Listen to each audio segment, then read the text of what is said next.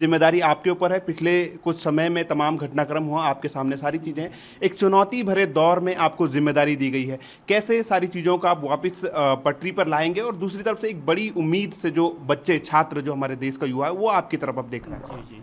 अब सरकार ने जिम्मेदारी दी है तो इसको पूरी ईमानदारी से और पारदर्शिता से जो है निभाने का प्रयास किया जाएगा। और इसके लिए आप लोगों को थोड़ा दिख भी रहा होगा, मैंने जो है सिस्टम को थोड़ा सा ठीक करने की कोशिश की है। वहाँ जिस तरह का आयोग में माहौल था, बाहरी लोग वैसे ही घुस जाते थे और अभ्यर्थी भी रोज़ जो है वहाँ पे भीड़ लगी रहती थी गेट पे। तो उसको दुरुस्त करने के लिए मैंने क्या किया है कि एक तो सबसे पहले मैंने बाहरी व्यक्तियों का वहाँ प्रवेश निषेध कर दिया है ताकि कोई अवांछित व्यक्ति वहाँ घुस ना पाए।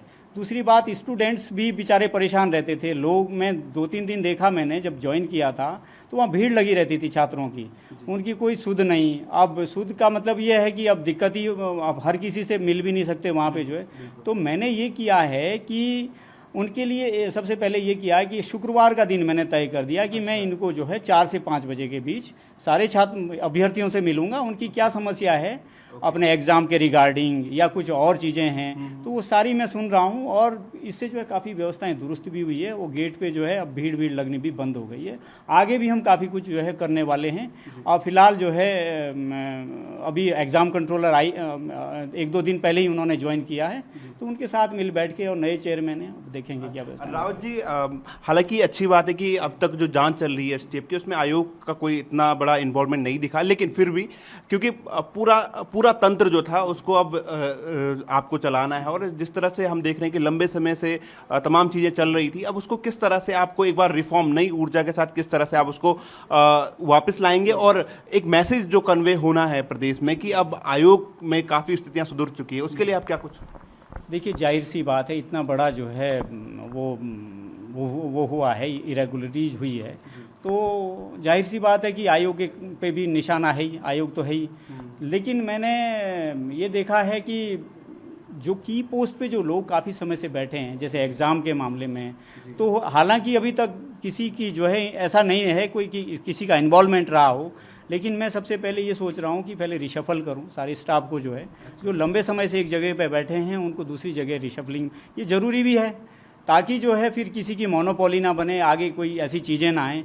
इसके साथ साथ और चीज़ें भी हम करेंगे। अभी चूँकि एग्ज़ाम कंट्रोलर अभी आई हैं तो उनसे मिल बैठ के सारी चीज़ें दुरुस्त करने की कोशिश करेंगे। आपसे एक सवाल ये भी है कि आयोग में तमाम सारी चीज़ें हो रही थी, अभी चीज़ें निकल के आ रही कि जो कंपनी थी उसको लगातार बार बार उसमें तमाम खामियां होने के बावजूद भी उसको बार बार दिया जा रहा था काम। इस तरह की तमाम चीज़ें जो आयोग के अंदर से आपको देखनी है, क्या उन पर भी आप काम कर रहे हैं? इस एंगल से भी काम कर रहे हैं कि कहीं पे वो लूप होल्स वापस हमारे सिस्टम में ना रह जाए, उनको लेकर के भी आप लगातार देख रहे हैं? जी बिल्कुल, ये देखा जाएगा। एक्चुअली कोई भी एजेंसी आती है तो पहले, सबसे पहले उसको हम ये देखेंगे कि उसके जो कर्मचारी हैं वो किस लेवल के हैं। पता चला सड़क से उठा के आप जो है किसी को भी ले आए, तो ये चीज़ें नहीं, हम उनका भी उत्तरदायित्व बनाएंगे उसमें, जो एग्रीमेंट में जो है, और कंपनी से ये भी इंश्योर कराएंगे कि कोई भी कर्मचारी किस लेवल का है, उसका पूरा पुलिस वेरिफिकेशन क्या है, किस तरह का है।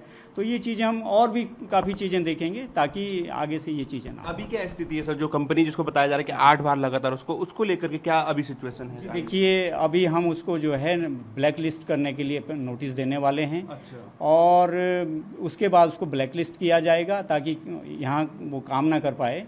और बाकी अब नई कंपनी के चयन के लिए हमने जो है हमारे चेयरमैन साहब से जो है बात की है, तो अब जल्दी ही हम जो है वो करेंगे, एक्सप्रेशन ऑफ इंटरेस्ट निकालेंगे अखबारों में। क्या खामियां सर उस कंपनी में आपको देखिए, प्राथमिक तौर पे जो आपको देखने? देखिए, अभी तो ये कहना मुश्किल है क्या क्या किया है, क्या खामियां हैं। बस ये है कि अब अभी तक तो जो उसके कर्मचारी हैं, देखने में तो यही है कि वो कर्मचारी, अब तो मालिक भी पकड़ा गया है उसका। तो अब हो सकता है मालिक ही इसमें इन्वॉल्व रहा हो, तो अब मालिक ही इन्वॉल्व रहेगा तो फिर तो कुछ भी हो सकता है। तो अब ये सारी चीज़ें देखेंगे कि किस तरह से करेंगे चेयरमैन साहब से मिलके और एग्ज़ाम कंट्रोलर से, कि किस तरह से फुल प्रूफ किया जा सकता है। और हम आयोग से भी, लोक सेवा आयोग से भी हम लोग प्लान बना रहे हैं कि आयोग से भी लेंगे इस किस तरह से जो है हम आगे इसको फुल प्रूफ कर सकते हैं। अच्छा, अब मेरा एक सवाल उत्तराखंड के तमाम बच्चों की तरफ से आपसे है, जो आपकी पहुंच में नहीं है, जो आपसे दूर हैं, लेकिन उनके मन में सवाल है कि उन्होंने तमाम एग्ज़ाम दिए हैं, प्रक्रिया रुकी हुई है, इस तरह का पूरा जो भर्ती पेपर लीक का मामला पूरा सामने आया, कईयों के एग्ज़ाम होने थे, शेड्यूल में थे, और कईयों के डॉक्यूमेंटेशन होना था। उन बच्चों के लिए आपका क्या मैसेज है और किस तरह से वो इस चीज़ को लें जो ये पूरा मामला चल रहा है, क्योंकि अभी बच्चों को कुछ समझ में नहीं आ रहा है। दूसरी चीज़, कई एग्ज़ाम ऐसे हुए थे जो कोर्ट मामला गया था, कोर्ट ने बोर्ड को ये निर्देश दिए थे, जैसे कि पुलिस प्रमोशन का जो एक पद था, तो इन सब मामलों पे अब आयोग किस तरह से कार्रवाई कर रहा है? देखिए, जो चीज़ें तो आयोग के बस में हैं वो तो आयोग करेगा। अब जो कोर्ट में है या ये जिसकी जांच हो रही है, ये सारी चीज़ें तो अभी जांच होगी तभी सारी चीज़ें हो पाएगी। जहाँ तक युवाओं की बात है, युवाओं के लिए मैं ये कहना चाहता हूँ कि हम खुद भी एक वक्त उस दौर से गुजरे हैं जिस दौर से वो गुजर रहे हैं, तो उनको परेशान नहीं होना चाहिए। जो सच होगा वो सामने आएगा।